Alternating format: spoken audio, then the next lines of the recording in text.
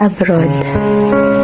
Masarap pakinggan, pero daming hirap at pagdurusa ang pinagdaraanan.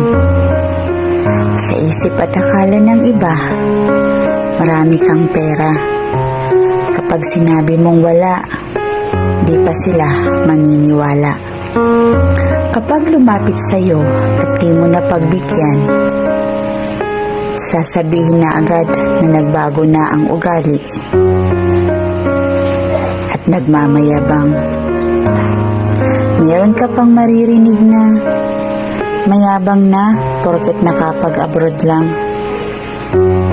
At kapag hindi mo nabigyan, kahit pasalubong lang, sasama na agad sa'yo ang loob ng kapitbahay.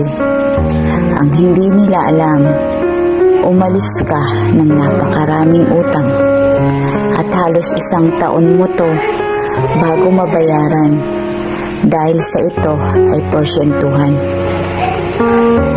Hindi lahat na nag-a-abroad nabibili nila ang gusto nila dahil sila mas inuuna nila ang kailangan ng kanilang pamilya. Nakikita mo man sila sa picture na masaya,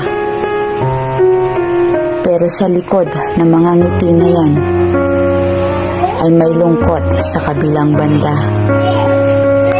Nagkukunwaring masaya kapag kausap ang pamilya, pero hindi nila alam, impyerno pala ang napuntahan nila.